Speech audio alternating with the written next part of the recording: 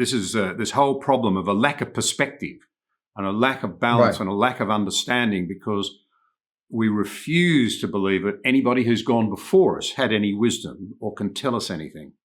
The vast difference between all those well-educated people that you've been talking about, we've been talking about, and them being acquainted with wisdom as well as with information.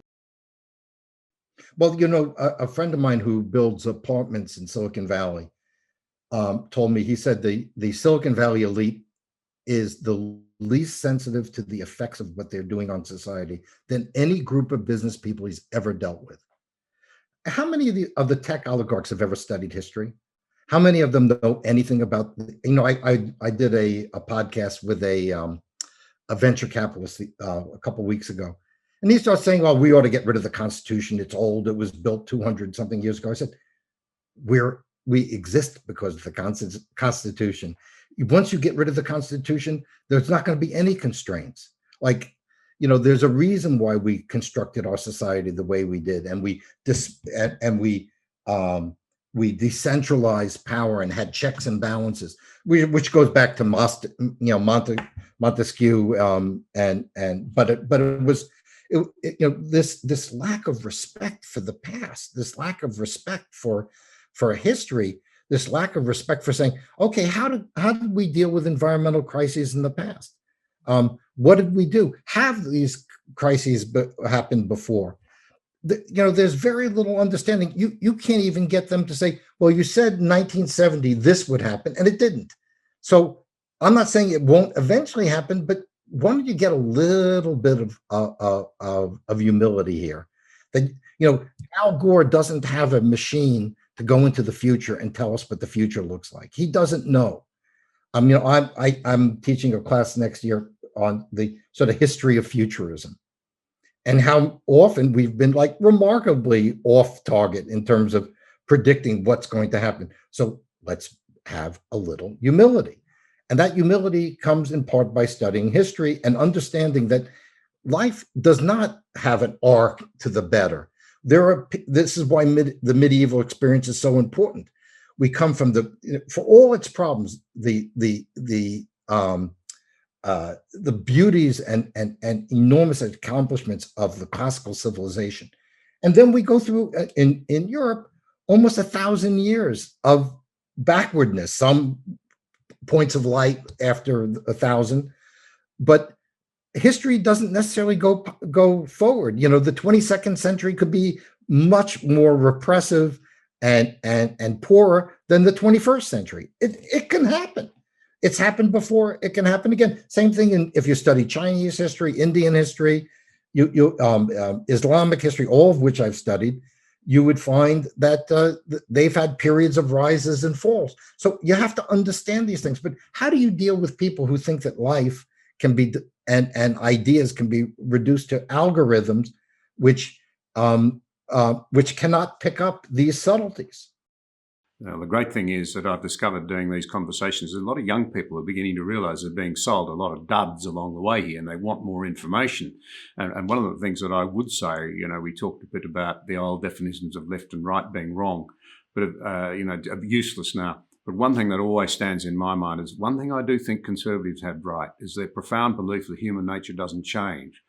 And if people want to reject their constitutional arrangements, we're the same in Australia. We have a later constitution where we're able to draw on the best wisdom from around the world, including America.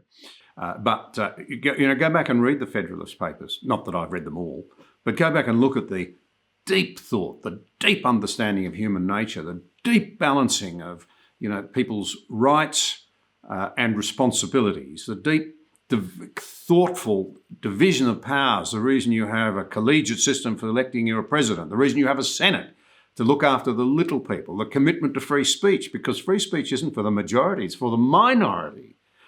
And if you wash that out of the system, well, let me come to another question that I think arises out of your writings. This you know, everybody knows better than Steve Koonin sort of approach. Now, he's a physicist and he might actually know something about climate change, and he's not a denier, so he shouldn't be demonised, right. But he's saying don't go too far. That's a reasonable synopsis, I think. But no, we who feel actually understand better than those of you who know So this is a crisis. Now, one of the things that you point to here is there's a real danger that this sort of policy positions that are now being forced on governments will actually result not just in the lower and middle classes not being able to get ahead, but in things like energy poverty and a real cost burden that they're not being told about, although I suspect many of them are beginning to sense it. So that the climate change policies, everybody wants more renewables, and they do in this country too, and I understand why. But they're not being. It's not being explained to them the true economics behind it, and in reality, it may result in very considerable increases in costs that'll be borne by people who can least afford those costs, not the people who are doing all the spruiking. Right. And of course, what we found here in California is who buys Teslas, who buys electric cars, who puts solar on their roofs. They're the wealthy people, and they get all these benefits, and those benefits, particularly on solar, mean that the rates are higher for everyone else. I mean, we what we see over and over again is a pattern in which the middle and working classes get to pay for the obsessions of the wealthy who don't have to live with the consequences. I mean, if I was to come up with a quick summary of where we're going, I think this is it. And this is very much in the medieval tradition. If you take a look at, you think about the aristocrats who, could go into a village and rape the daughters of the peasants, and then they can go and they can get by indulgences from the church. Or you have the bishops who are preaching poverty, and the parish priests are poor and living with the poor. You think the bishops lived with the poor? You think the popes lived with the poor? No, they lived incredibly lavish lives and had mistresses, and so this idea of there being sort of one set of rules for one group of people and another set of rules for other.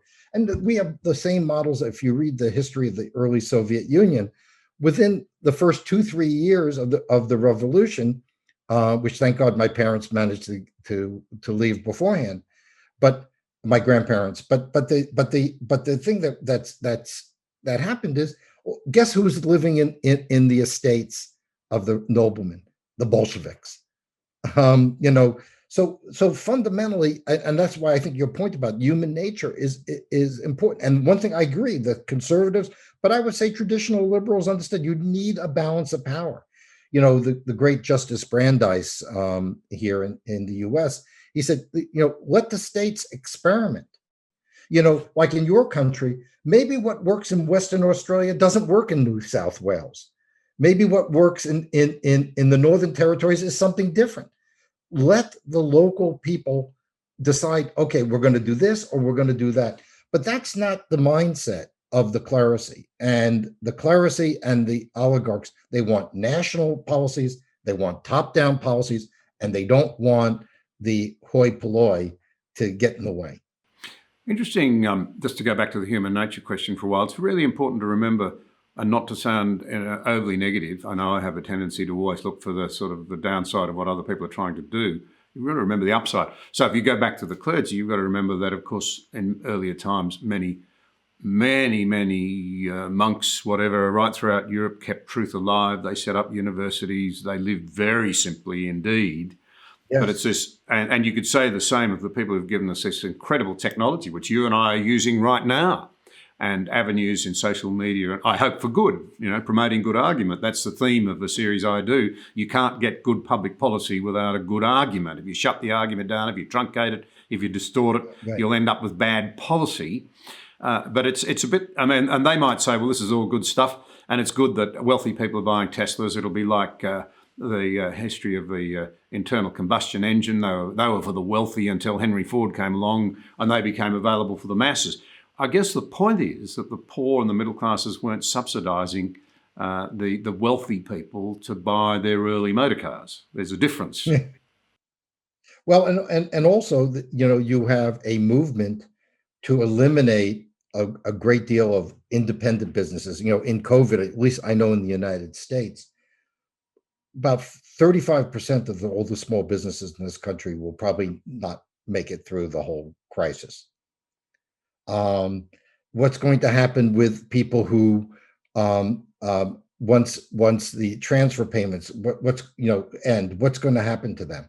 I mean, the problem is that we are setting up a system that I don't think, to use the favorite green word, is sustainable. You can't have a society where 1% of the population controls 50, 60, 70% of the wealth.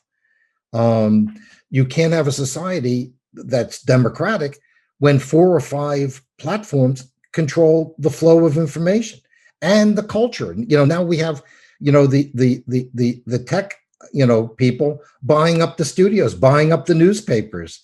I mean, this is just terrifying development. And because governments are so afraid of these companies, or are owned by them, that nobody's stopping them. Now, the good news, I'll give you some good news. I think there's a consciousness both on the left and the right that these tech companies are out of control and have to be curbed somehow. I think there is some pushback there. I think there is some belief, for instance, here in the United States, that we have given too much of our economy over to China, and we've allowed our industrial base to atrophy. So there are some good factors, and frankly, I think President Biden has followed President Trump on at least these issues. He'll never admit it, and probably Trump will never admit it.